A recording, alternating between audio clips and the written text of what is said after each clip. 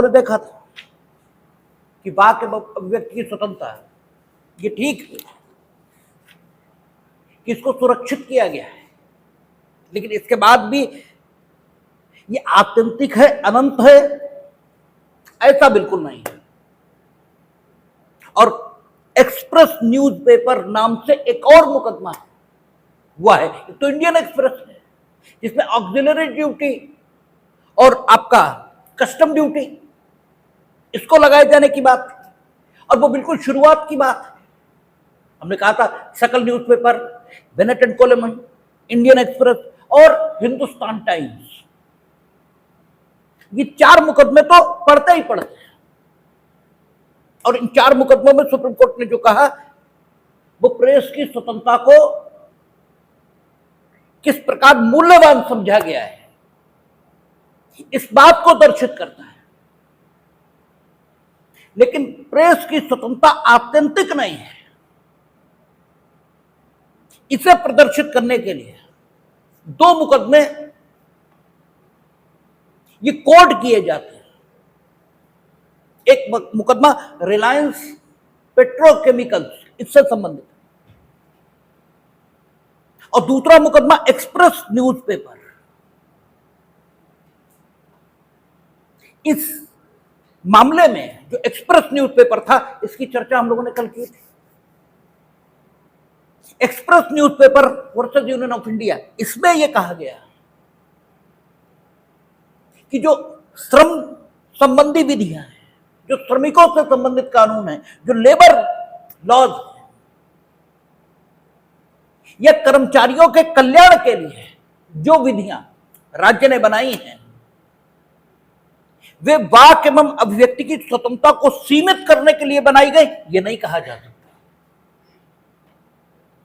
ये ठीक है कि आप कोई भी काम करेंगे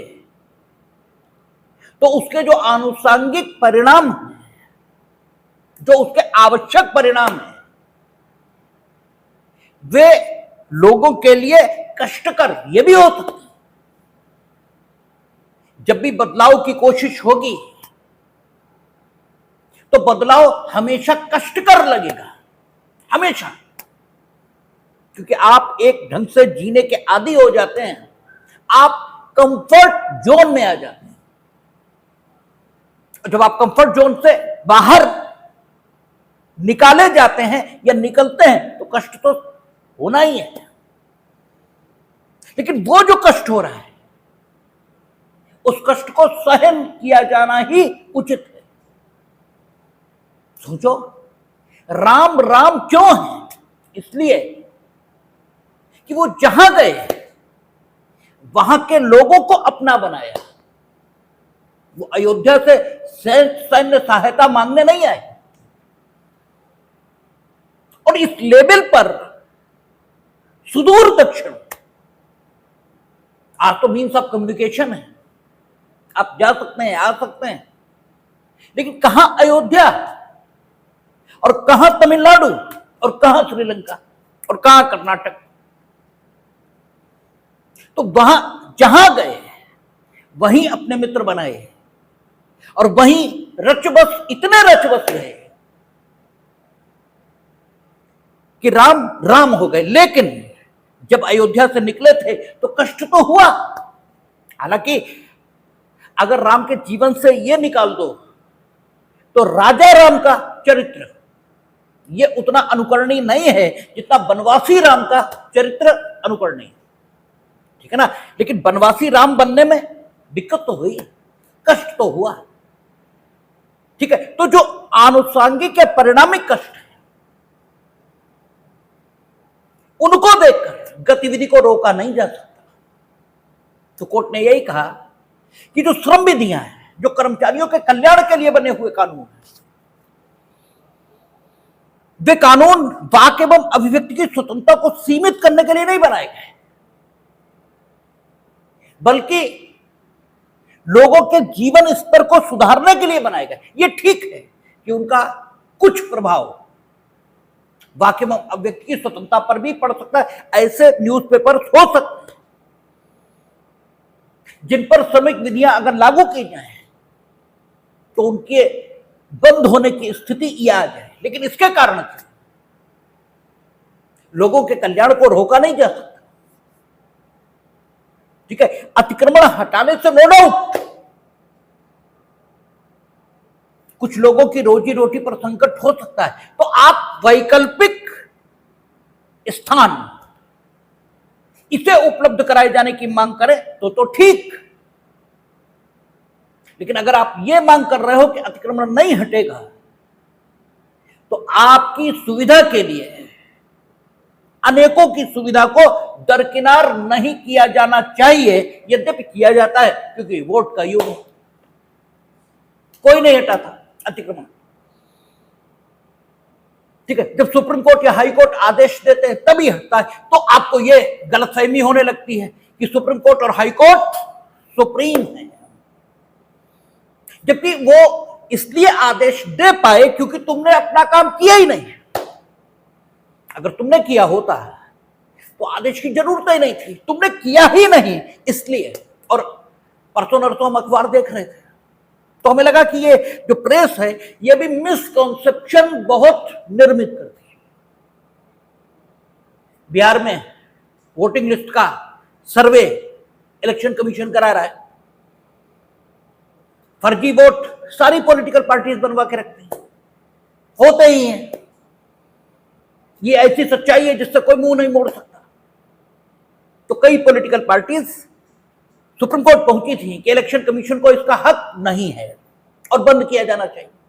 तो सुप्रीम कोर्ट ने यह कहा कि नहीं, वो अपनी वैधानिक और संवैधानिक शक्तियों का इस्तेमाल कर रहे हैं, और चूंकि वो भी उन्हें उसी संविधान से मिली जिससे हमें मिली है, तो हम उन्हें कैसे रोक लेंगे।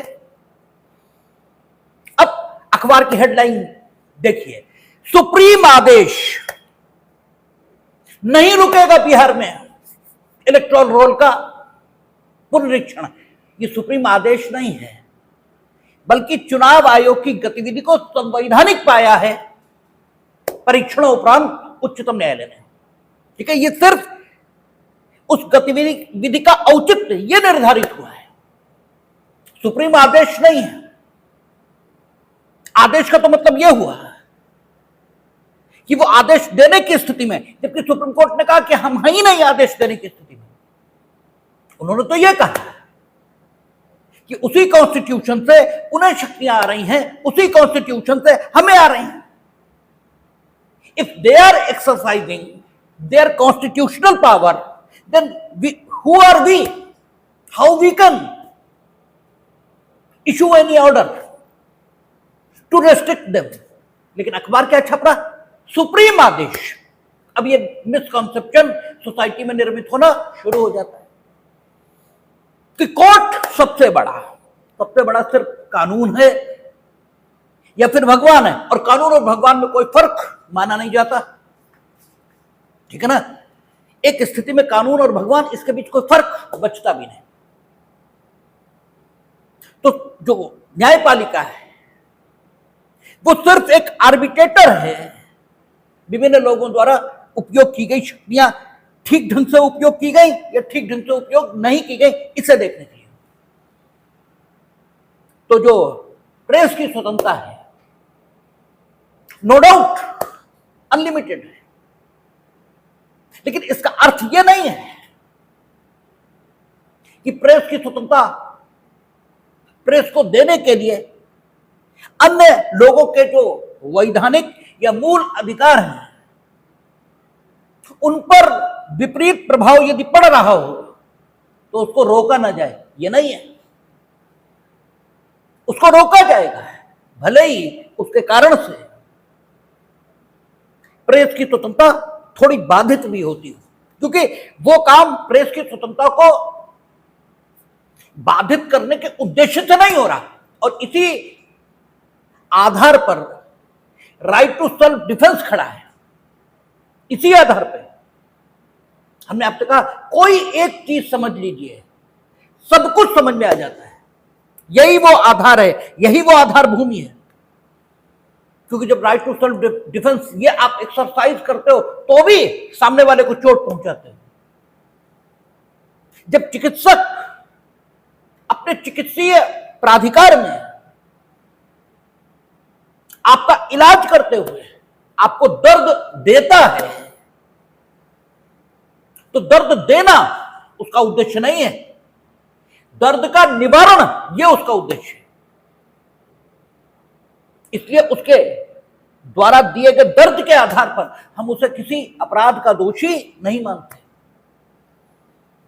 तो ऐसे ही ठीक है express newspaper versus union of India,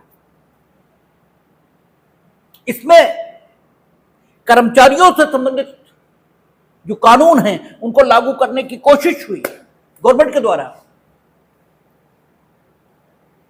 उसके कारण से कुछ समाचार पत्र बंद भी हो सकते हैं, ठीक है,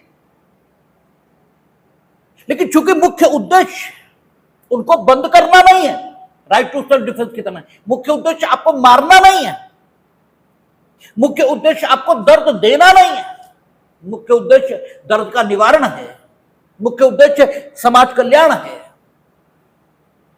इसलिए कोर्ट ने उसको एकदम ठीक पाया और कहा कि नहीं, प्रेस की स्वतंत्रता दूसरों के अधिकारों पर डाका डालकर सुनिश्चित नहीं की जाएगी। हाँ, Prabha Dutt versus union of India, M Hussain versus state of Andhra Pradesh, इनमें आपने देखा था कि मृत्युदंड से जिन कैदियों को दे दिया गया था उनके संबंध में भी प्रेस के अधिकार और साथ ही उस कैदी के अधिकारों को भी अभिव्यक्ति की स्वतंत्रता के संबंध में सुरक्षित किया गया उच्चतम न्यायालय के द्वारा। ये कल तक बात हुई थी। इसके अलावा भी हम लोगों ने पढ़ा था सेक्शन 99A सीआरपीसी में पहले था, अब बदल गया, अब भी 98-99 वहीं कहीं पर है, जिसके अंतर्गत एक पुलिस अधिकारी किसी भी भवन, दुकान, मकान उसमें प्रवेश कर सकता है यदि उसे यह विश्वास है कि उस भवन, दुकान, मकान में कोई ऐसी किताब, कोई ऐसा समाचार पत्र,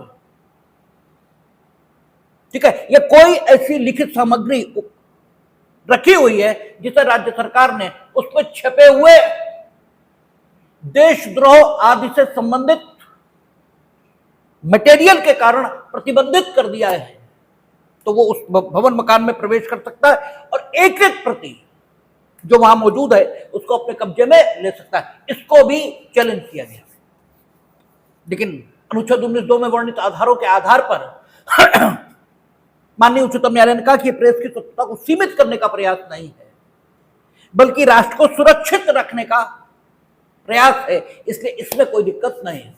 जहां तक रिलायंस पेट्रोकेमिकल का मामला, it is a reading case, ठीक है, जो प्रेस की स्वतंत्रता की सही स्थिति इसे दर्शित करता है। रिलायंस पेट्रोकेमिकल में हुआ क्या, आप लोग शायद उस समय नहीं होंगे, 90-95 के आसपास की ये बात है।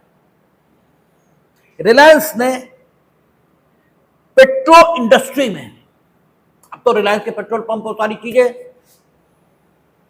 इसमें कदम रखा, और जो बड़े बड़े लोग हैं वो अपने पैसे तो कम ही लगाते हैं, जनता से पैसे शेयर के माध्यम से इकट्ठे करते, और इस जो पेट्रोकेमिकल के क्षेत्र में उन्होंने कदम रखा, इसका उन्होंने शेयर लॉन्च किया मार्केट में। तो उन्होंने मानिए उम्मीद की थी कि 16,000 करोड़ हम कमाएंगे, लेकिन ओवर सब्सक्राइब हुआ, 16,000 करोड़ से ज्यादा लोगों ने उसे खरीद लिया, सब्सक्राइब कर लिया। ये सब्सक्राइब करना, ये शब्द तो आजकल बड़ा प्रचलन में है, यूट्यूब चैनल सब्सक्राइब कर लीजिए, फला सब्सक्राइब कर लीजिए, तो प्रचलन में है। इसे सब्सक्राइब शब्द को बहुत स्पष्ट करने की कोई जरूरत नहीं, वो ओवर सब्सक्राइब हुआ। लेकिन जो शेयर मार्केट के जानकार हैं वो ये जानते हैं कि जब आप कोई शेयर परचेज करते हो, ठीक है, तो शेयर परचेज आप आज करते हो और एक्चुअल अलॉटमेंट शेयर का आपके परचेज करने के बाद होता है, उसमें कुछ समय लगता है, उसके बीच में कुछ समय होता है जो एक्चुअल अलॉटमेंट होगा, और एक्चुअल अलॉटमेंट के बाद संबंधित पेपर्स आपको भेज दिए जाते हैं और आप अपने शेयर के मालिक हो गए। सब्सक्राइब करने और अलॉटमेंट के बीच जो समय है, इसमें आप शेयर को कभी भी असंतुष्ट होने पर वापस भी कर सकते हो। व्यवसायिक प्रतिद्वंदिता होती ही है। रिलायंस पेट्रोकेमिकल, इसमें जो शेयर जारी किए गए, इसको रोकने के लिए बहुत सारे मुकदमे पूरे देश में फाइल हो गए। ठीक है, उन सारे मुकदमों को सुप्रीम कोर्ट ने अपने पास मंगा लिया। सुप्रीम कोर्ट उन मुकदमों पर विचार कर ही रहा था। किस इशू पर रोकने का प्रयास हुआ, ये ना मेरे इंटरेस्ट का विषय है। ठीक है, क्यों रोकने का प्रयास हुआ था, इसमें मेरी रुचि नहीं है। किसी कारण रोकने का प्रयास हुआ, लेकिन रोकने का प्रयास हुआ, बस इतना पर्याप्त है हमारे लिए जानना है। उच्चतम न्यायालय ने वो सारे मुकदमे अपने यहां मंगा लिए और जब तक वो लंबित अवस्था में थे, तब तक इंडियन एक्सप्रेस ने एक आर्टिकल छापा जिसमें जो पूंजी बाजार के नियंत्रक थे,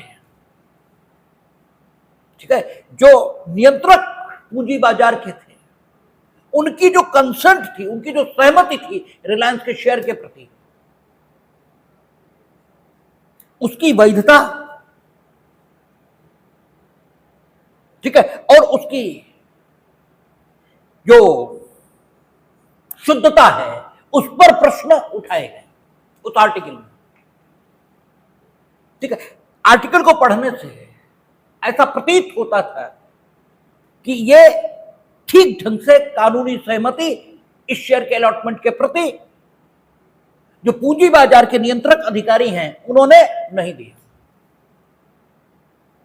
रिलायंस ने मामला विचाराधीन है और विचाराधीन मामले के संबंध में निर्णय मेरे पक्ष में भी हो सकता और निर्णय दूसरे के पक्ष उसमें भी हो सकता। अगर मेरे पक्ष में हुआ निर्णय और तब तक आपने इस प्रकार के आर्टिकल प्रकाशित करते रहे आप, अच्छा एक्चुअल अलॉटमेंट अभी हुआ नहीं है, ठीक है, सब्सक्राइब भी तो हुआ, सबने वापस ले लिया और बाद में हम जीत भी गए, तो हमें मिला क्या? हमें तो कुछ भी नहीं मिला।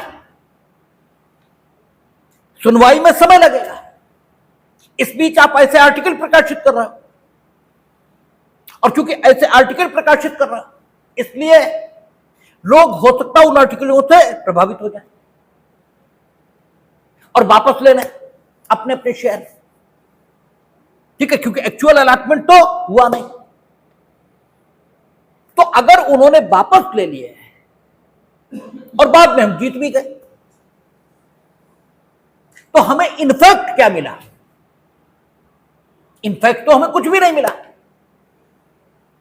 और जब हम लोग अस्थायी अध्यादेश पढ़ेंगे,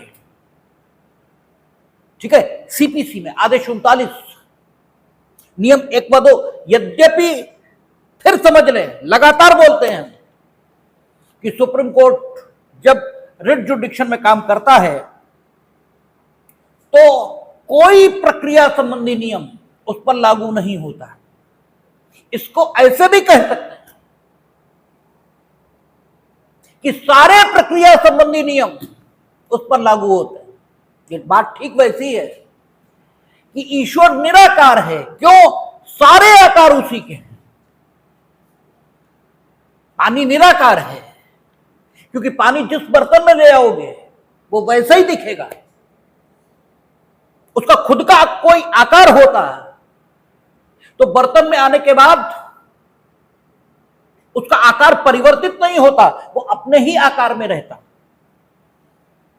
वो दिखता ही इसीलिए बर्तन के आकार का है क्योंकि उसका खुद का कोई आकार नहीं, लेकिन सारे आकार उसी के हैं। ईश्वर निराकार है, क्यों? इसलिए क्योंकि सारे आकार उसी के। बात इधर से कहिए, बात इधर से कहिए, कहते भी कहिए, ठीक है। वही जिसे कृष्ण कह रहे हैं कि हम ही सब कुछ हैं। तो कृष्ण व्यक्ति के रूप में ये नहीं कह रहे हैं, वो ये कह रहे हैं कि चूंकि हम ईश्वर के ही अंश हैं इसलिए हम ही सब कुछ हैं। ठीक है, ईश्वर ही तो सब कुछ है, हम ही सब कुछ। और अगर ये मान लो कि ईश्वर सर्वव्यापी है तो हम है ही नहीं, ईश्वर ही है बस केवल, और कोई है ही नहीं। ठीक है ना। तो कबीर इस मत के हैं कि वो कहते हैं कि जब हरि था तब मैं नहीं। ठीक है, अब हरि है मैं ना है। ठीक है, तो या तो आप नहीं है और या आप ही आप हैं, दोनों बातें एक ही हैं, बातें दोनों एक है। तो आदेश 39 नियम 1 व 2 जब सीपीसी में हम लोग पढ़ेंगे तो देखेंगे कि सुप्रीम कोर्ट के रिट जुडिक्शन पर आदेश 39 नियम 1 व 2 लागू नहीं होता। ये सही है। क्यों? इसलिए कि सुप्रीम कोर्ट जब रिट जुडिक्शन में सुनवाई शुरू करता है तो प्रक्रिया के नियम उस पर लागू नहीं होते, अर्थात वो जो प्रक्रिया अपनाना चाहे वो अपना सकता है। तो इसका मतलब ये हुआ कि प्रक्रिया संबंधी जितने नियम है सब उस पर लागू होते हैं और कोई भी लागू नहीं होता। बात दोनों तरफ से एक ही है, कहने के ढंग है। तो सामान्य तौर पर सुप्रीम कोर्ट सीआरपीसी या सीपीसी की प्रक्रियाएं अडॉप्ट करता है रिट प्रोसीडिंग्स में भी, क्योंकि उनसे लोग अकस्टम्ड हैं। ठीक है ना। न्याय प्रशासन का अर्थ सुविधा ये होना चाहिए, न्याय प्रशासन का लक्ष्य है सुविधा, दुविधा नहीं होना चाहिए। इसलिए रिलायंस पेट्रोकेमिकल में जब हम लोग पढ़ेंगे 39(1)(2) तो वहां देखेंगे कि इंजंक्शन टेम्परेरी नेचर में, अस्थायी व्यादेश, ये इसीलिए दिया जाता है ताकि अगर वो व्यक्ति जो अस्थायी व्यादेश पाना चाहता है मुकदमे में सफल हो अंतिम रूप से, तो उसके हितों को ऐसा नुकसान होने से रोका जा सके जिसके कारण से अगर अंतिम जीत उसकी हो भी जाए तो वो कुछ भी प्राप्त करने से वंचित न हो जाए। ऐसा नुकसान होने से उसे रोका जाता है अस्थायी व्यादेश से। इसीलिए आप कचहरी में देखोगे अस्थायी व्यादेश जिसे तुम गलत भाषा में स्टे कहते हो, क्योंकि स्टे और टीआई यानी टेम्परेरी इंजंक्शन दोनों अलग अलग बातें हैं। हमने कई बार चर्चा भी की है कि स्टे हमेशा सुपीरियर कोर्ट इंफीरियर कोर्ट की प्रोसीडिंग्स को रोकने के लिए पारित करता है। मामला सुप्रीम कोर्ट में हो गया, स्टे कर दिया, लोअर कोर्ट पे कुछ भी नहीं चलेगा जब तक हम नहीं सुन रहे। और टेम्परेरी इंजंक्शन ये पक्षकारों को रोकने के लिए जारी होता है। तो टीआई अलग बात है और स्टे ऑर्डर ये अलग बात है। तो आप जब कचहरी में टेम्परेरी इंजंक्शन पर बहस करते वकीलों को देखेंगे तो वो जो बातें कहते हैं उनमें से एक बात यह होती है कि सुविधा का संतुलन मेरे पक्ष में है, सुविधा का संतुलन मेरे पक्ष में है। अर्थात यदि हमें टीआई न दिया गया तो हमें ऐसा नुकसान होगा, ठीक है, जिसकी प्रतिपूर्ति पैसों में संभव नहीं होगी। ठीक है, मुकदमा चलता रहेगा, हमें टीआई नहीं मिला तो हमें तो जो नुकसान होना है वो हो ही जाएगा और उसकी प्रतिपूर्ति पैसों में संभव नहीं होगी। तो रिलायंस पेट्रोकेमिकल में, रिलायंस पेट्रोकेमिकल का तर्क यही था कि अगर टीआई हमें ना मिला, ये ऐसे ही लेख लिखते रहे तो होगा ये कि हो सकता है सारे के सारे लोग वापस ले लें शेयर, और जब सारे के वापस ले लेंगे तो हम जीत भी जाएं अंत में तो हमें मिले क्या। तो न्यायालय ने टीआई दे दिया। अब जब टीआई दे दिया तो इंडियन एक्सप्रेस का कहना है कि हमें प्रेस की स्वतंत्रता है और किसी को व्यापारिक नुकसान न हो इसके लिए, ठीक है, प्रेस की स्वतंत्रता बाधित की जा सकती, ऐसा अनुच्छेद 19(2) में उल्लिखित नहीं है। यह प्रतिबंध का आधार नहीं हो सकता। और अनुच्छेद 19(2) इसके बिना, इसके संतुष्ट हुए बिना अभिव्यक्ति की स्वतंत्रता, जिसमें प्रेस की स्वतंत्रता समाहित है, उसको सीमित नहीं कर सकते, क्योंकि ये फ्रीडम है, राइट नहीं, ये अधिकार नहीं है, ये स्वतंत्रता है। और स्वतंत्रता दशा है, अधिकार प्रदत्त है, ऐसा नहीं है ये। अब इंडियन एक्सप्रेस का तर्क ये है, इन दोनों बातों के बीच समन्वय ये बिठाना है। तो सुप्रीम कोर्ट का कहना है कि सम्यक न्याय प्रशासन ये जरूरी है देश में व्यवस्था बनाए रखने के लिए।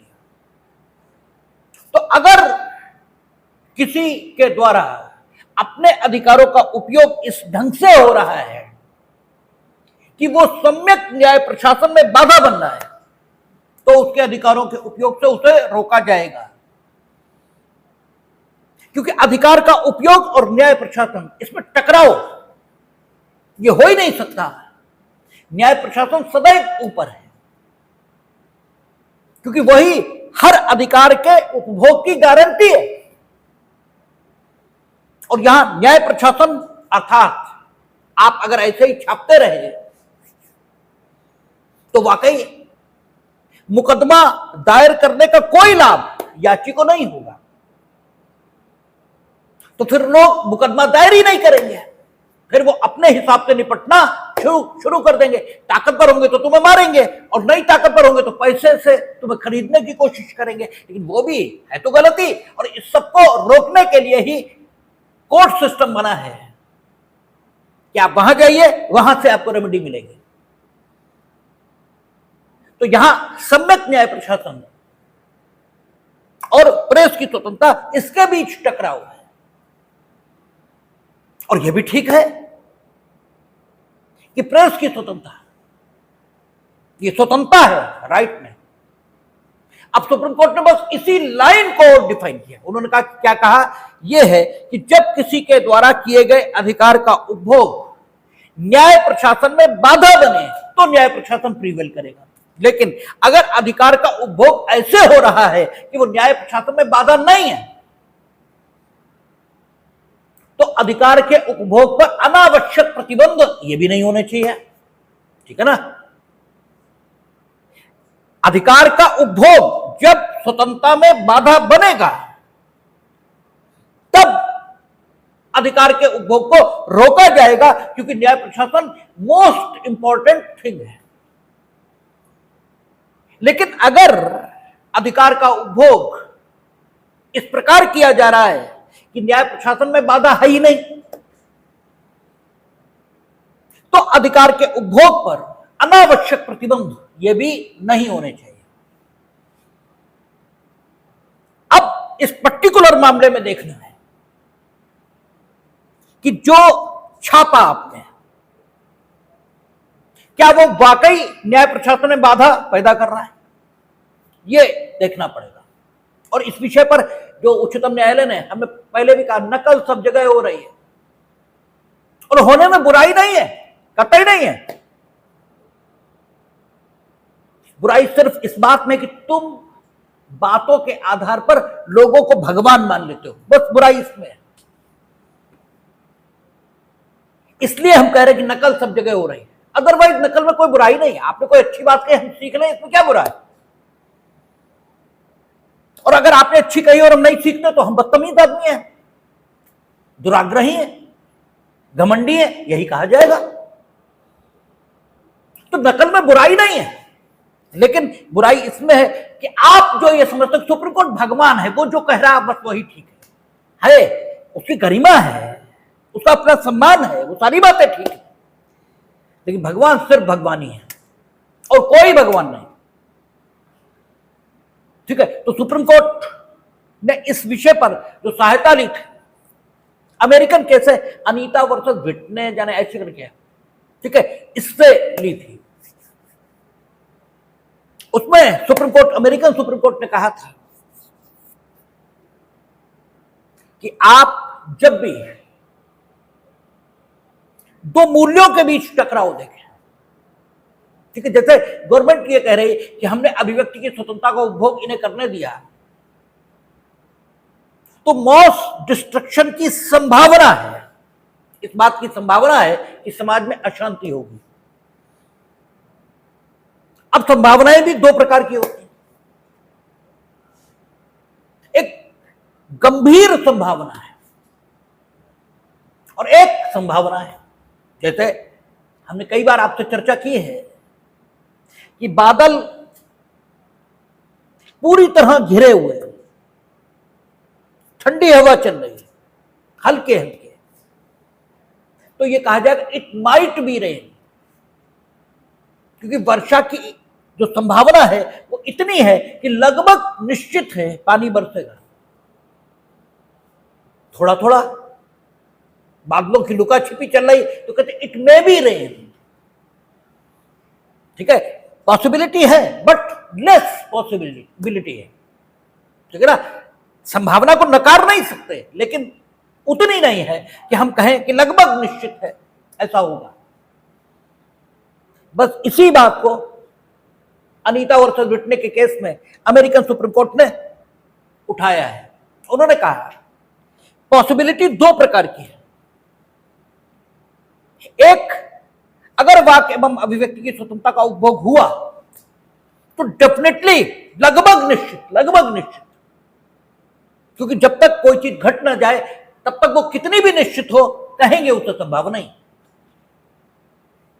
उसे घटना नहीं कह सकते, जब घटेगी तभी घटना है, उससे पहले संभावना है, निश्चित वो कितनी भी हो।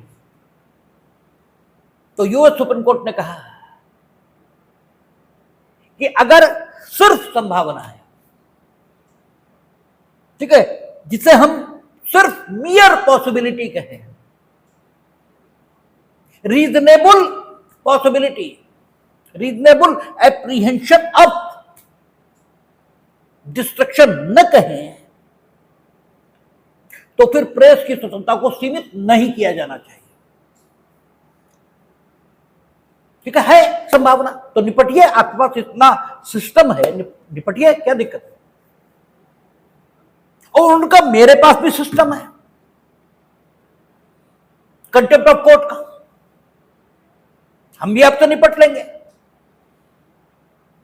तो इस पर्टिकुलर मामले में कोर्ट ने कहा कि दो मूल्य परस्पर संघर्ष में है, अभिव्यक्ति की स्वतंत्रता और न्याय प्रशासन। ये ठीक है कि टेम्परेरी इंजंक्शन अगर कंटिन्यू रहा तो ये कुछ भी नहीं लिख पाएंगे, ठीक है, इस इशू के प्रति, और नहीं रहा तो ये कुछ भी लिखेंगे, और तब रिलायंस की बात ठीक हो सकती है कि वास्तव में उन्हें बाद में कुछ भी ना मिले, ऐसा भी संभव है। तो एक समन्वय हम बिठाएंगे। उन्होंने कहा हम टेम्परेरी इंजंक्शन तो विथड्रॉ कर रहे हैं,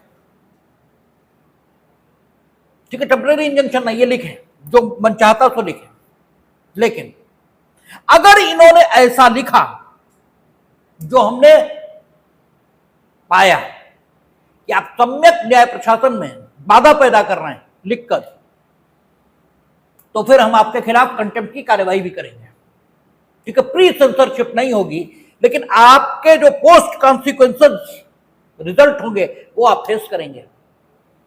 क्योंकि दो बातें हो सकती हैं लिखने के पीछे, एक तो वीकनेसेस इस योजना की वो सामने लाना, और वो लोगों को पता होनी चाहिए क्योंकि वो राइट टू नो का हिस्सा है। अगर वाकई बाजार के पूंजी बाजार के जो नियंत्रक हैं उनकी सहमति गलत ढंग से ली गई है या वो वैध नहीं है, तो आगे आम जनता को नुकसान होने वाला है। तो राइट टू नो के अंतर्गत उन्हें यह जानने का हक है कि सहमति की गुणवत्ता कैसी है, क्योंकि अभी न्यायालय में तो आई नहीं, अभी तो ये लिख ही रहे हैं, तो राइट टू नो का हिस्सा है। तो अगर वीकनेसेस इस इशू की सामने लाई जा रही हैं तो कुछ गलत नहीं है, होना ही चाहिए, और टेम्परेरी इंजंक्शन उसमें बाधा बनेगा, इसलिए विथड्रॉ। लेकिन आपने इसका दुरुपयोग किया और इस ढंग से लिखना शुरू कर दिया कि वीकनेसेस नहीं, आप लोगों को प्रेरित कर रहे हो कि ये मत खरीदो, तो फिर आप न्याय प्रशासन में हस्तक्षेप कर रहे हो। क्यों? अब तो बात उनकी ठीक हो जाती है कि अगर वो जीत भी गए तो आपकी हरकतों के कारण उन्हें कुछ नहीं मिलेगा, तब हम आपके खिलाफ कंटेम्प्ट की कार्रवाई भी चलाएंगे। तो एक बैलेंस व्यू, जब मूल्यों में टकराव हो तो कैसे बिठाया जाता है, ये रिलायंस पेट्रोकेमिकल के मुकदमे में आपको दिखाई देता है। जहां न्याय प्रशासन और इसके बीच टकराव था, ये अन्य मूल्यों में भी टकराव हो सकता है। ठीक है, तो यहां से एक बात निकल रही है कि प्रेस की स्वतंत्रता पर प्री सेंसरशिप लागू नहीं होगी। ठीक है, लेकिन यहां से यह बात भी निकल रही कि प्रेस की जो स्वतंत्रता है वो कानून से ऊपर नहीं है। अगर आपने कानून का वायलेशन करने के बाद आप न्याय प्रशासन में बाधा पैदा कर, लेकिन अगर कानून के द्वारा स्थापित अन्य मानदंडों का आपने वायलेशन किया तो आप जो पोस्ट, ठीक है, पब्लिकेशन कॉन्सिक्वेंसेस होंगे उनके लिए उत्तरदायी आप होंगे। क्योंकि वहां कोर्ट ने कहा कि अगर आपने कुछ ऐसा छापा जो सम्यक न्याय प्रशासन में बाधा समझा गया तो फिर हम कंटेम्प्ट की कार्रवाई के माध्यम से भी आपसे निपटेंगे। यहां से ये बात निकलती है। तो प्रेस की स्वतंत्रता अभिव्यक्ति की स्वतंत्रता के अंतर्गत है और एब्सोल्यूट नहीं है। अब हम लोग देखेंगे कि अभिव्यक्ति की स्वतंत्रता के अन्य आयाम, जैसे यह कहा गया धरना, प्रदर्शन, ये अभिव्यक्ति की स्वतंत्रता के भाग हैं, लेकिन स्ट्राइक, हड़ताल और बंद ये अभिव्यक्ति की स्वतंत्रता के भाग नहीं हैं। तो फिर समझना पड़ेगा कि what is the difference between picketing, demonstration, strike and बंद। ठीक है, क्योंकि उन्होंने 4 बातें कह दी। उन्होंने कहा पिकेटिंग यानी धरना, डिमॉन्स्ट्रेशन यानी बंद, प्रदर्शन, ये अभिव्यक्ति की स्वतंत्रता के भाग हैं, इनको नहीं रोका जा सकता। बट स्ट्राइक एंड बंद, these are not the instances of freedom of speech and expression। ठीक है ना। और उन्होंने क्या कहा, strike and bandh, meaning there भाई, ठीक है, there is a difference between picketing, demonstration, strike and bandh. तो फिर चारों को अलग अलग समझना पड़ेगा, अन्यथा बात क्लियर नहीं होगी। हमें तो नहीं हुई जब तक हम एलएलबी करते रहे, बड़ा दिक्कत। हालांकि ये झूठ है कि हमने एलएलबी में कुछ नहीं पढ़ा था, गलत बात है ये। एलएलबी नहीं बल्कि एलएलएम जब कर रहे थे तब हमें बहुत दिक्कत होती थी, क्योंकि तब कुछ कानून पढ़ने का स्वभाव बना था, लेकिन तब दिमाग इतना मैच्योर नहीं था कि सारी चीजों में अंतर कर पाता। और चूंकि मीडियम शुरुआत से हिंदी रहा तो अंग्रेजी से भी उतने अकस्टम्ड नहीं थे कि सही अर्थ निकाल पाए। और स्वीकार कर लेने में कोई बुराई नहीं होती। हम ये कहेंगे साहब हम तो बहुत नानी पालकी वाला थे और सब बड़ा अच्छा था, तो बेकार की बात है। हमें यही लगता कि सहज होना चाहिए आदमी को, जो वो है उसे मान लेना चाहिए। ऐसा करके आप किसी पर कोई एहसान नहीं करते, अपने ऊपर ही आप एहसान करते हैं। इससे आपको वास्तविकता के धरातल पर जीने की आदत विकसित होती है, जो आपके व्यक्तित्व के विकास के लिए लाभदायक है। इससे किसी पर कोई एहसान नहीं है।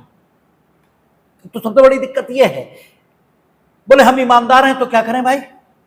इन ईमानदारों ने समाज का जितना नुकसान किया है उतना तो बेईमानों ने नहीं किया। ये ईमानदार होकर इतना एहसान लाते हैं दुनिया पर कि दुनिया को ये लगता है अरे यार तुमसे तो बेहतर बेईमान है। ठीक है, अरे भाई आप ईमानदार हैं तो अपने लिए है ना, आपको ईमानदार होना चाहिए। आप हैं तो कुछ एडिशनल नहीं है, होना ही चाहिए ईमानदार आदमी। जो ईमानदार नहीं है वो बदतमीज आदमी है, लेकिन जो ईमानदार है वो कुछ स्पेशल आदमी नहीं है। ये अलग बात है, ईमानदारी इतनी दुर्लभ हो गई है कि आपने ईमानदार होने को ही बड़ी घटना मान लिया है और आप उसको असंभव घटना की तरह चित्रित कर रहे हैं, तो ये आपका दोष है ना। ईमानदारी ये तो स्वाभाविक है, होनी चाहिए, नहीं है गड़बड़ है, गलत है। लेकिन है क्या कि भाई चीजों को आपने तो जाने कैसे समझ रखा है। तो पिकेटिंग, डिमॉन्स्ट्रेशन, बंद एंड स्ट्राइक, इसके बीच जो डिफरेंस है, तो धरना प्रदर्शन, कोर्ट ने ये कहा है कि धरना प्रदर्शन वैध है। तो सबसे बड़ी चीज आप ये समझे, प्रदर्शन, डिमॉन्स्ट्रेशन एक बड़ी बात है। डिमॉन्स्ट्रेशन एक छोटी बात नहीं है। डिमॉन्स्ट्रेशन के अंतर्गत आपका धरना भी आता है, स्ट्राइक भी आती है, बंद भी आता है। ये तीनों धरने के ही स्वरूप, वो सॉरी, ये तीनों प्रदर्शन के ही स्वरूप। ठीक है, आपका डिमॉन्स्ट्रेशन धरने के स्वरूप का हो सकता है, डिमॉन्स्ट्रेशन स्ट्राइक के स्वरूप का हो सकता है, और डिमॉन्स्ट्रेशन बंद के स्वरूप का हो सकता है, और डिमॉन्स्ट्रेशन इन तीनों से अलग हटकर यह भी हो सकता है। ठीक है, आपकी दिक्कत यह है कि आप चीजों को एक स्वरूप का समझने के आदी। ठीक है, एक ही स्वरूप आपने, जैसे आपने त्याग का अर्थ जो स्वरूप समझ रखा है, पैसे का त्याग है ना, आप सिर्फ उसी को त्यागी मानने को तैयार हो जिसने पैसे का त्याग किया है। ठीक है, जबकि आप जिसे त्यागी मानते हो पैसे का भी, वास्तव में तो उसने पैसे का भी त्याग नहीं किया। वास्तव में तो बात यह है कि वो भगवान के साथ कारोबार करने की स्थिति में है। उसने कुछ लोगों से ये सुन लिया है कि अगर हम यहां 10 रुपए देंगे तो वहां 100 रुपए मिलेंगे, और इतना लाभदायक कारोबार और व्यापार दूसरा कोई है ही नहीं, इसलिए उसने त्याग का नाटक किया है। ठीक है, उसने कोई त्याग नहीं किया, क्योंकि त्याग का मतलब होता है सिर्फ यह अनुभव कर लेना कि कुछ भी मेरा नहीं है। जब कुछ मेरा है ही नहीं तो हम छोड़ेंगे क्या। ठीक है, आप तो कहते हो ना, तेरा तुझको अर्पण, क्या लगे मेरा। ठीक है, तो अगर यही आपने मान लिया कि क्या लगे मेरा, तो फिर ये तेरा तुझको अर्पण कहने की जरूरत ही नहीं है। अरे भाई, जब मेरा कुछ है ही नहीं तो सब कुछ किसी का भी हो, हमें क्या मतलब है। और फिर त्याग करना नहीं है, हो गया। अब कहां कुछ किया थोड़ी है, अपने आप हो गया। तो आप चीजों को एक ढंग से समझने के आदी हो गए, इसलिए सारी दिक्कत है। आपने डिमॉन्स्ट्रेशन का मतलब हड़ताल ले लिया, जबकि डिमॉन्स्ट्रेशन आप रोज फेसबुक पर देखते हो कि लोगों ने भीख मांगकर पेट्रोल में हुई मूल्य वृद्धि का विरोध किया। ये डिमॉन्स्ट्रेशन नहीं और क्या है। ठीक है, फला बैलगाड़ी से पार्लियामेंट को गए और इस ढंग से उन्होंने पेट्रोल में हुई मूल्य वृद्धि का विरोध किया। ठीक है ना, लोगों ने खाली गैस सिलेंडर लेकर प्रदर्शन किया और उन्होंने गैस में हुई मूल्य वृद्धि का विरोध किया। तो these are the demonstration, but they are not strike, they are not picketing, they are not bandh. ठीक है, डिमॉन्स्ट्रेशन के अनेकों स्वरूप हो सकते हैं। डिमॉन्स्ट्रेशन एक तरीके का नहीं है। तो साउथ इंडिया में एक नॉर्थ इंडियन दुकान खुली। साउथ इंडियंस नॉर्थ इंडियन दुकान से न खरीद पाए कुछ भी, इसके लिए वहां एक संगठन के आह्वान पर धरना ये शुरू किया गया और ग्राहकों को जबरदस्ती रोका गया। जबरदस्ती नहीं, हम धरना दिए बैठे गेट पे, आप घुसो कैसे, ठीक है, घुसने से रोका गया। नॉर्थ इंडियन दुकान वाले एन वीरन जाने ऐसे करके नाम है मुकदमे का, सुप्रीम कोर्ट गया। तो सुप्रीम कोर्ट ने कहा अनुच्छेद 15 किसी भी दुकान में, ठीक है, किसी भी स्नाना 15(2) इसी संबंध में बात करता है। कहता है कि राज्य अपने नागरिकों में विभेद नहीं करेगी, यद्यपि यहां राज्य ने विभेद नहीं किया। ये सही है। आह्वान करने वाला, कॉल देने वाला कौन है? एक संगठन। लेकिन इस संगठन की गतिविधियों को रोकना सरकार का काम है। क्यों? अगर स्वयं लेजिस्लेचर कोई कानून बनाती इस ढंग का, ठीक है, तो 15(2) एक तो जन्म स्थान के आधार पर विभेद को, ठीक है, निवास स्थान, जन्म स्थान तो नहीं, जन्म का स्थान तो 16 नहीं, वहां उद्भव, हाँ 16 में, लेकिन 15 में भी मामला कवर हो जाएगा। तो लेजिस्लेचर 15 के कारण ऐसा एक्ट नहीं बना सकती थी, ठीक है। तो जब लेजिस्लेचर नहीं बना सकती थी, तो जो काम अनकॉन्स्टिट्यूशनल है उसको प्रोवोक करने के लिए, उसको बढ़ावा देने के लिए अगर कोई संगठन कुछ कर रहा है तो उसको रोकना सरकार का काम है, ठीक है, रोका जाना चाहिए। और ये धरना अनकॉन्स्टिट्यूशनल, लेकिन धरना स्वयं में अनकॉन्स्टिट्यूशनल नहीं है। यहां धरना जिस उद्देश्य को लेकर दिया जा रहा वो उद्देश्य गलत है, धरना खुद में गलत नहीं है, ठीक है, क्योंकि वो freedom of speech and expression का भाग है। क्योंकि आप अपने को एक्सप्रेस, अपनी अनुभूति, ठीक है, और अपनी भावना इसके प्रदर्शन के माध्यम से भी करते ही हो, ठीक है, आपका जो इमोशन है, ठीक है, और आपका जो एक्सपीरियंस है, इसके माध्यम से भी आप स्वयं को अभिव्यक्त करते ही हो। तो धरना ये freedom of speech and expression का भाग है। बिना बोले भी आप बहुत बार अपने को अभिव्यक्त करते हो। हमने कहा था रोकर हंसकर आप खुद को अभिव्यक्त ही करते हो, इवन गाली देकर भी आप खुद को अभिव्यक्त करते हो, ठीक है। तो उन्होंने कहा धरना ये जिस उद्देश्य से यहां दिया जा रहा ये गलत है, लेकिन धरना स्वयं में डिमॉन्स्ट्रेशन का भाग है और वो freedom of speech and expression का भाग है। और डिमॉन्स्ट्रेशन बहुत तरीके का हो सकता है, लेकिन स्ट्राइक ये नहीं होगी,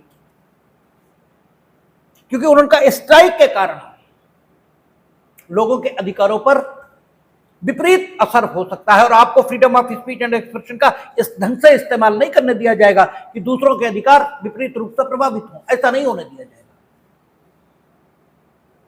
तो कोर्ट ने इसे freedom of speech and expression के अंतर्गत स्ट्राइक को नहीं माना।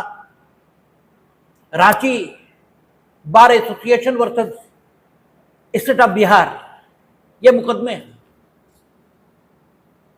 उसमें कहा उन्होंने स्ट्राइक नहीं। और जो गवर्नमेंट के कर्मचारी थे, बिहार गवर्नमेंट ने यह भी किया। एक अन्य मुकदमा है, नाम ध्यान नहीं आ रहा, उसमें बिहार लेजिस्लेचर ने क्या किया, जो गवर्नमेंट सर्वेंट है उनके संबंध में कानून बनाया कि वे किसी भी प्रकार के प्रदर्शन में और किसी भी प्रकार की स्ट्राइक में शामिल नहीं होंगे, और अगर होंगे तो उनके खिलाफ कार्रवाई होगी। तो सुप्रीम कोर्ट ने इस मामले में बिहार लेजिस्लेचर के अधिनियम को डॉक्ट्रिन ऑफ सेवरेबिलिटी लागू करके, पृथक्करण का सिद्धांत लागू करके इस हद तक संवैधानिक माना, ठीक है, कि वो स्ट्राइक को प्रतिबंधित कर रहा था, लेकिन इस हद तक असंवैधानिक माना कि वो डिमॉन्स्ट्रेशन को प्रतिबंधित कर रहा था। उनका तो डिमॉन्स्ट्रेशन ये freedom of speech and expression का भाग है। हाँ, ये ठीक है कि इस डिमॉन्स्ट्रेशन में स्ट्राइक शामिल नहीं हो सकती। तो अगर आप ये कहते हैं कि स्ट्राइक गैर कानूनी है तो बात ठीक है आपकी। लेकिन अगर आप ये कहोगे कि डिमॉन्स्ट्रेशन यानी प्रदर्शन ये किसी भी तरीके से हो, ये हम रोकेंगे कानून बनाकर, तो आपका कानून freedom of speech and expression के खिलाफ जा रहा है। और फिर आपका कानून क्या होना चाहिए? अनुच्छेद 19(2) में वर्णित आधारों पर आधारित होना चाहिए। और साथ ही साथ अगर आधारों पर आधारित है भी तो उसे रीजनेबल यानी युक्तिसंगत ये होना चाहिए। युक्तिसंगत मीनिंग देयर बाय उतना ही प्रतिबंध वो लगाता हो जितना जरूरी है। तो स्टेट लेजिस्लेचर ने हालांकि इसमें तर्क दिया कि हमारा जो कानून है वो अनुच्छेद 19(2) में वर्णित लोक व्यवस्था, पब्लिक ऑर्डर, इस आधार के आधार पर संवैधानिक है। लेकिन उच्चतम न्यायालय ने कहा कि ठीक है, लेकिन ये उतना प्रतिबंध लगा रहा है जितना अयुक्ति संगत है। ये स्ट्राइक तक रोके, बात ठीक है। ये प्रदर्शन को रोक रहा है जिसको रोकने की कोई जरूरत नहीं। अगर कोई काली पट्टी बांधकर गवर्नमेंट का कर्मचारी काम कर रहा है तो आपको क्या दिक्कत? काम तो कर रहा है वो, ठीक है। और इससे बड़ी टेंशन होती है। ऐसा नहीं है कि आपको इन उपायों की जो बारक क्षमता है, ठीक है, इसको अंडरमाइन करने की जरूरत नहीं। वाकई इनमें बड़ी बारक क्षमता है। बस एक आदमी कुछ न करे, तुम उसे कितना भी डांटो, कितना भी कुछ कह लो, और तुम्हें जवाब दिए बिना, कोई जवाब ना दे, और सिर्फ रोकर वहां से चला जाए, तुम्हें 3 रात नींद नहीं आएगी। अंदर से इतना खराब लगेगा जिसका कोई हिसाब नहीं। आपको लगेगा अंदर कि हमने बेकार ही डांटा, गलत। जब वो कुछ करेगा तो अच्छा लगेगा। तो इन चीजों की मारक क्षमता ऐसा नहीं है कम है। कोई खाली, ठीक है, हम अपना बिना प्रेस के कपड़े पहन के बैठेंगे, ठीक है, इससे इतनी टेंशन होने लगेगी कि जिसका कोई हिसाब नहीं, और आप मजबूर हो जाएंगे उसके हिसाब से काम करने को। तो डिमॉन्स्ट्रेशन मना नहीं हो सकता। ये freedom of speech and expression का भाग है, लेकिन उसके अनेकों तरीके हो सकते हैं। Freedom of speech and expression के, वो सॉरी डिमॉन्स्ट्रेशन के, वो आप क्यों मना कर रहे हैं? स्ट्राइक ठीक है, वो आप रोक रहे हैं, कोई दिक्कत नहीं, लोक व्यवस्था के नाते रुकनी चाहिए। Okay Ghosh versus EX Joseph, इसमें अनुशासन, इसको भी आधार मान लिया है। ये इसीलिए उसका उल्लेख होता है okay Ghosh versus EX Joseph, क्योंकि अभी तक ये कह रहे थे कि अनुच्छेद 19(2) यही एकमात्र प्रतिबंध का आधार है। लेकिन उनका सरकारी कर्मचारियों में अनुशासन बनाए रखने के लिए अगर उनकी अभिव्यक्ति की स्वतंत्रता को सीमित भी किया जाता है थोड़ा, तो ये गलत नहीं है, क्योंकि अनुशासन जरूरी है। तो एक नई बात आई है okay Ghosh versus EX Joseph में, इसलिए वो इंपॉर्टेंट है। Bharat Kumar versus state of Kerala, ये केस है जिसमें बंद और स्ट्राइक, इसके बीच अंतर किया है कि बंद और स्ट्राइक क्या है। उन्होंने कहा कि बंद का जो अर्थ है, स्ट्राइक में क्या होता है, लोगों का एक वर्ग अपना काम करने से इनकार कर देता है। और बंद में क्या होता है कि एक जनरल कॉल होती है कि भारत बंद रहेगा, और इस जनरल कॉल में संपत्ति को नुकसान पहुंचाया जाता है, ट्रेनें रोकी जाती हैं, बसें रोकी जाती हैं, आग लगती है, ठीक है, लोग कहीं आना जाना चाहते हैं तो या तो उनके जीवन को या उनकी संपत्ति को या उनकी स्वतंत्रता को खुली अथवा छिपी धमकी दी जाती है। जैसे नारा क्या लग रहा है, बंद तुम्हारी खुली हमारी। ठीक है, खुली हमारी मीनिंग देर भाई क्या कह रहे हैं डिमोन्स्ट्रेटर, खुली हमारी, अब हम इसमें से जो चाहेंगे ले लेंगे। खुली हमारी है ना, बंद तुम्हारी है। अगर बंद है तो हम कुछ नहीं करेंगे क्योंकि वो तुम्हारी है। ठीक है, ये जो धमकी है ये अप्रत्यक्ष है, संपत्ति को, स्वतंत्रता को, जीवन को। इसलिए भरत कुमार ने कहा कि स्ट्राइक ये अलग बात है, वहां तो एक सेगमेंट ऑफ द पीपुल, ठीक है, they are going to abstain themselves from the doing of their work. But in Bandh, you are doing some different, आप कुछ अलग कर रहे हो। और इसलिए बंद अलग बात है। और बंद के लिए उन्होंने ये कहा कि freedom of speech and expression का भाग नहीं है, और इसको ये अनकॉन्स्टिट्यूशनल है, ये लोगों के द्वारा अपनी स्वतंत्रताओं के उपभोग में बाधा है और इसको रोका जाएगा। लॉ एनफोर्समेंट एजेंसीज को उन्होंने कहा कि आप किसी भी कीमत पर इसको रोकिए, क्योंकि ये freedom of speech and expression का भाग ही नहीं है। ठीक है, गाली देना freedom of speech and expression थोड़ी हो सकता है। हर चीज का एक सकारात्मक मतलब है। ठीक है, औषधि का मतलब, दवाई का मतलब दवाई होता है। यद्यपि ठीक है कि जहर भी कभी कभी दवाई बनता है, लेकिन कभी कभी जब सिचुएशन हो तो देख लेंगे।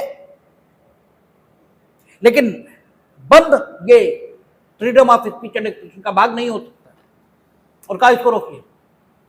मामला सुप्रीम कोर्ट गया बाय वे ऑफ अपील, क्योंकि हाई कोर्ट ने केरल के डिसाइड किया था, तो सुप्रीम कोर्ट ने इससे सहमति जताई। और बंद और स्ट्राइक में जो फर्क किया था कोर्ट ने, उसको ठीक माना हाई कोर्ट ने जो फर्क किया। क्योंकि बंद में उन्होंने कहा कि आप मुकदमा लिखिए इनके खिलाफ, जो लोग बंद कर रहे हैं। लॉ एनफोर्समेंट एजेंसीज अपना काम करेंगी, मीनिंग देर भाई मुकदमा भी लिखेगा, क्रिमिनल एक्ट होगा। और स्ट्राइक अवैध है, क्रिमिनल एक्ट नहीं है। ठीक है, अपराध और अवैध फर्क है। अपराध के लिए हम आपको दंड देंगे, अवैध के लिए सिर्फ रोक देंगे। ठीक है ना। और स्ट्राइक, उन्होंने कहा स्ट्राइक ये अवैध है किंतु अपराध नहीं। बंद तो लॉ एनफोर्समेंट एजेंसी निपटेंगी, और सुप्रीम कोर्ट ने भी यही कहा कि निपटेंगी। स्ट्राइक का सवाल यह है कि एक सेगमेंट ऑफ पीपुल अपने काम को नहीं कर रहा और मना कर रहा कि हम नहीं करेंगे। उसको भी कोर्ट ने डिमॉन्स्ट्रेशन का एक भाग जरूर माना है, लेकिन उसको प्रतिबंधित किया जाना ठीक माना है। और बंद को तो उन्होंने कहा नहीं, ये तो लोगों के अधिकार, ये तो अधिकार ही नहीं है आपका, ये तो अधिकार ही नहीं है, तो बात ही गलत है। स्ट्राइक, डिमॉन्स्ट्रेशन ये freedom of speech and expression के अंतर्गत है, अधिकार है आपका स्ट्राइक, लेकिन इसको प्रतिबंधित किया जाना अनुच्छेद 19(2) को देखते हुए ठीक है। ठीक है, तो दोनों बातों में फर्क हो गया। ये अधिकार ही नहीं है, वो अधिकार है किंतु अनुच्छेद 19(2) के कारण प्रतिबंधित हो सकता है। और स्ट्राइक के संबंध में उन्होंने कहा है, ठीक है, कि अगर इसे प्रतिबंधित किया जाता तो ठीक है। अब देखिए, जो हम बार बार कहते हैं कि नैतिकता, इसके अभाव में कुछ नहीं हो सकता, कुछ नहीं हो सकता। अगर व्यक्ति नैतिक नहीं है तो कुछ नहीं होगा। बना लो कानून जितने चाहो, कानूनों के पालन की गारंटी कानूनों में निहित नहीं है, कानूनों के पालन की गारंटी नैतिकता में निहित है। अगर समाज नैतिक नहीं है तो कानून का पालन होगा ही नहीं, आप कितने भी कानून बनाओ। और इस स्थिति को समाज में अभिव्यक्त कैसे किया जाता है? इन लाइनों के साथ कि कानून बाद में बनता है, उसे तोड़ने की तरकीबें पहले आ जाती हैं। हालांकि जो लोग ये कह रहे हैं वो ये नहीं जानते कि उसे तोड़ने की तरकीबें खोजी ही क्यों जाती हैं। इसलिए खोजी जाती है क्योंकि समाज अनैतिक है,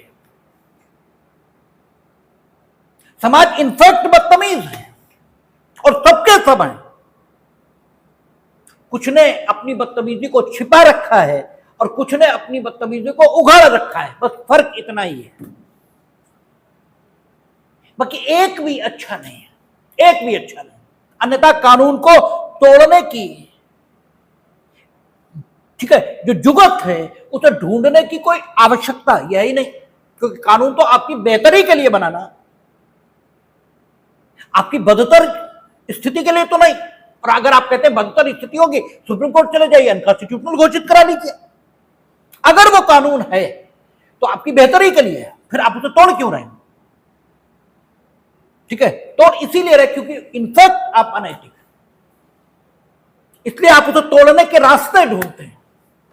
अब देखिए, Ranchi Bihar, Ranchi bar association versus state of Bihar, और भी कई मुकदमे जिनमें जैसे वकीलों की हड़ताल को उन्होंने कहा कि ये प्रतिबंधित की जाती है। ये freedom of speech and expression का भाग है, वकील स्ट्राइक पर जाए, लेकिन अनुच्छेद 19(2) में न्यायालय का अपमान ये एक आधार के तौर पर वर्णित है, और न्यायालय का अपमान हर उस काम को माना जाएगा जो न्याय प्रशासन में बाधा पैदा करेगा। वो काम किस ढंग से न्याय प्रशासन में बाधा पैदा करेगा इसका कोई मतलब नहीं, लेकिन अगर वो न्याय प्रशासन में बाधा पैदा करता है तो वो अपमान माना जाएगा। ठीक है, उन्होंने ये कहा कि चूंकि आप जब कहते हैं हम काम नहीं करेंगे तो न्याय प्रशासन में बाधा तो होगी, क्योंकि आम व्यक्ति अपना मुकदमा तो लड़ नहीं सकता, इसलिए आप कंटेम्प्ट ऑफ कोर्ट कर रहे हैं। ठीक है ना, ये उन्होंने कहा। और ये अगर आप करेंगे तो फिर हम आपसे निपटेंगे, इसलिए स्ट्राइक अवैध है। ये freedom of speech and expression का भाग है, लेकिन आप डिमॉन्स्ट्रेशन करिए अन्य तरीकों से करिए, क्योंकि डिमॉन्स्ट्रेशन अन्य तरीकों से संभव है। हम ये नहीं कह रहे कि वकीलों की हड़ताल सही है गलत है, उससे मेरा मतलब नहीं है। ठीक है, क्योंकि वकीलों के पास भी अपनी बात को प्रभावी ढंग से रखने का अन्य कोई माध्यम भी नहीं है, क्योंकि उनकी कोई सुनता नहीं। अच्छा, उनके न सुनने के पीछे उनके अपने दोष भी है, क्योंकि वे समाज में इस ढंग का आदर्श स्थापित नहीं कर पाए कि समाज उनके साथ बुरा होने पर बुरा अनुभव करे। उल्टा है, समाज उनके साथ बुरा होने पर अच्छा अनुभव करता है, तो एक अलग बात है। इसलिए उनकी कोई सुनता नहीं, उनके पास अपनी बात को प्रभावी ढंग से रखने का साधन ही है कि हम हड़ताल पे चले जाएंगे, हम नहीं करेंगे। ठीक है, वो एक अलग बात है। लेकिन न्याय प्रशासन जो freedom of speech and expression का भाग है, अब आपने हड़ताल प्रतिबंधित कर दी, रोज हो रही, और कैसे हो रही? आपने हड़ताल प्रतिबंधित की है। लीजिए, हम ये कह रहे हैं अब हम हड़ताल पर नहीं है, हम छुट्टी पर हैं। अरे वो तो हम कर सकते हैं। अब क्या बार का प्रस्ताव हो जाता है, आज फला फला काम के कारण वकील अवकाश पर रहेंगे। आपसे अपेक्षा है, ठीक, कि आप किसी के खिलाफ कोई एडवर्स ऑर्डर न करें। करो, करी तो दोगे ज्यादा। सीपीसी है, सीआरपीसी है, एप्लीकेशन लगेंगे और लेट होगा। करो। ठीक है, तो क्या हुआ? शब्द बदल गए। क्यों? हम करना चाहते हैं, हम करेंगे, कानून हमें नहीं रोक पाएगा। तुम कानून बनाते जाओ, हम उसमें से रास्ते निकालते जाएंगे। तो नैतिकता ही सुरक्षित कानून व्यवस्था की गारंटी हो सकती है, क्योंकि जब समाज नैतिक होगा तो कानून के माध्यम से बहुत थोड़े लोगों को रोकना पड़ेगा, और जब समाज अनैतिक होता, दिखता नैतिक है, तो फिर सारे समाज को कानून रोक ही नहीं सकता। और तब ऐसे मैगजिम डेवलप होते हैं कि कानून बनता बाद में है, तोड़ने के तरीके पहले आते हैं।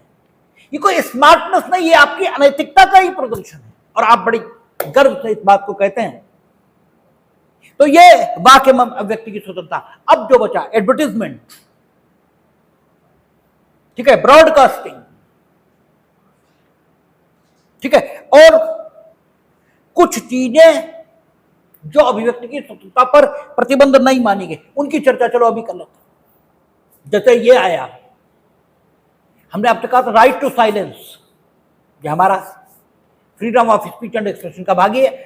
अब तो सिनेमा हॉल ही नहीं रहे, पहले सिनेमा हॉल होते थे, और जो पिक्चर शुरू होने को होती थी तो ट्रेलर चलता था, ठीक है, ट्रेलर चलता था,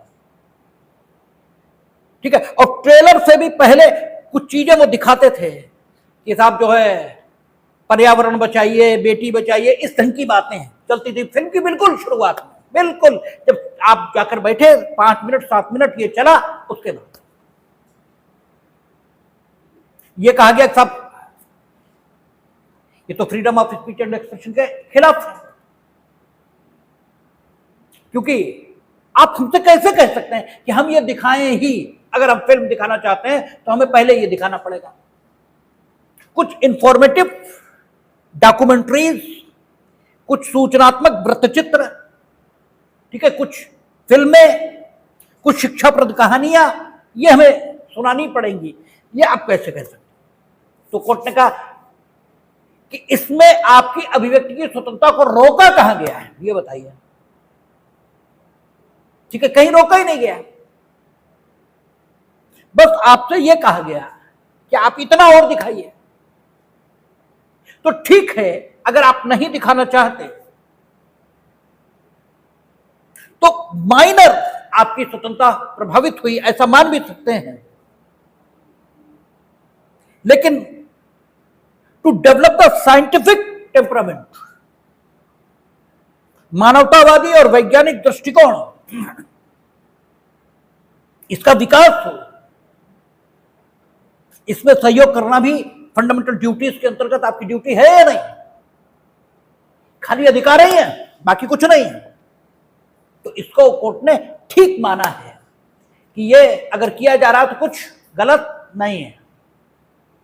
ठीक है, ऐसे ही कई बार अधिनियमों में क्या लिखा होता है कि अगर आप ऐसा करना चाहते हैं तो आप ऐसा करके ही ऐसा कर सकते हैं। ठीक है, यह कहा गया कि हम वैसा किए बिना, जैसा करने को आवश्यक बनाया गया है, जो हमें करना चाहिए, यदि कर सकते हैं, ठीक है, तो ये शब्द मेरी अभिव्यक्ति की स्वतंत्रता पर प्रतिबंध लगाते हैं कि हम ऐसा करके ही वैसा कर सकते हैं। तो कोर्ट ने कहा आपकी ये बात भी गलत है, क्योंकि अगर ये शब्द रखे गए हैं कि ऐसा करके ही आप ऐसा करेंगे, तो इन्हें देखना पड़ेगा। कुछ सिचुएशंस में ये गलत भी हो सकता है और कुछ सिचुएशंस में ये ठीक भी हो सकता है। जैसे उनका प्रौढ़ शिक्षा है, ठीक है, उसमें मान लीजिए ये कानून बनाया गया है कि आप लोगों को जो सिखाएंगे उसमें विजुअल इफेक्ट इसका प्रयोग करेंगे। ठीक है, सामने पर्दा लगाएंगे और दृश्य श्रव्य माध्यमों से लोगों को शिक्षा देंगे। ठीक है, इसके बिना प्रौढ़ शिक्षा नहीं चलेगी। ठीक है, आप बिना दृश्य श्रव्य माध्यम के उपयोग के भी दे सकते हैं, लेकिन देखना यह पड़ेगा जब दृश्य श्रव्य माध्यम का उपयोग होता है तो लोगों की रुचि ज्यादा बनती है उसे देखने में। ठीक है, तो ऐसी दशा में अगर ये रखा गया है कि आप ओरल बोलकर नहीं, दृश्य श्रव्य माध्यम से ही शिक्षा देंगे, तो तो इस सूरत में इसे वाक्य में अभिव्यक्ति स्वतंत्रता पर प्रतिबंध नहीं भी कहा जा सकता। लेकिन हां, ऐसी सूरत यह भी हो सकती है कि आपको कुछ ऐसा करने को कहा जा रहा है, ठीक है, जो उसे करने के लिए जिसे किया जाना आशय ठीक प्रकार से करने में बाधा खड़ी करेगा, तो यह वाक्य में अभिव्यक्ति स्वतंत्रता पर प्रतिबंध यह भी माना जाता है। ठीक है, तो कल अब क्या, सोमवार को हम लोग एडवर्टीजमेंट, टेलीविजन, ब्रॉडकास्टिंग, इनकी क्या पोजीशन है ये देख करके फिर रेस्ट्रिक्शन की ओर बढ़ेंगे। देखिए,